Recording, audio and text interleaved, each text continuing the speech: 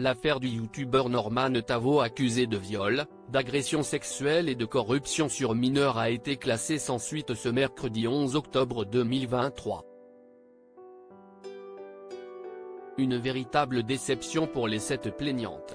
En janvier 2022, Norman Tavo était visé par une enquête préliminaire pour viol, agression sexuelle et corruption sur mineur. La Brigade de protection des mineurs, BPM, de la police judiciaire de Paris s'est saisie de l'affaire après que cette jeune femme ait déposé plainte contre le célèbre youtubeur.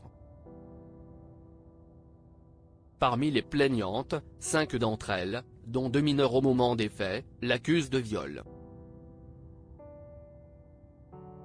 La star aux 12 millions d'abonnés a alors été placée en garde à vue le 5 décembre 2022. Selon les informations du Parisien, la mesure avait été levée le lendemain, sans poursuite, le temps de prolonger les investigations. Lors de sa garde à vue, Norman Tavo n'a pas contesté la matérialité des faits, mais l'absence de consentement, a indiqué le parquet de Paris. Il estimait pour sa part que les échanges étaient réciproques et les rapports consentis.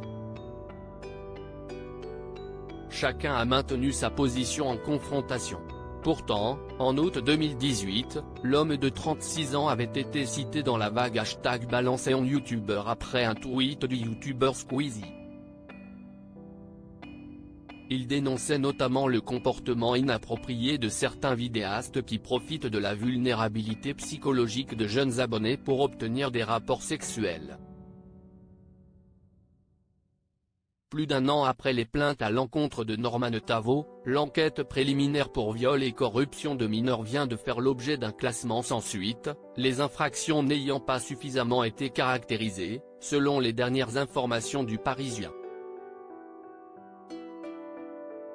Nous prenons acte du classement sans suite, nous continuons de considérer que les éléments constitutifs des infractions reprochées à Norman Tavo sont caractérisés.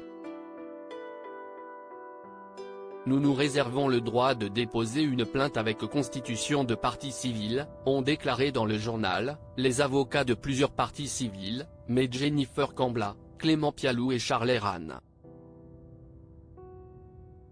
L'affaire Norman Tavo classée sans suite. L'hypothèse de corruption de mineurs a été écartée, au motif que l'âge des jeunes filles n'a jamais été précisé en début de prise de contact et qu'elles n'avaient pas d'apparence physique ni de discours laissant supposer de la part du mis en cause une particulière attirance pour les enfants ni les corps enfantins. Selon les dires du ministère public, il ne ressort d'aucun élément du dossier un indice de volonté de perversion de la jeunesse, requis pour retenir cette qualification.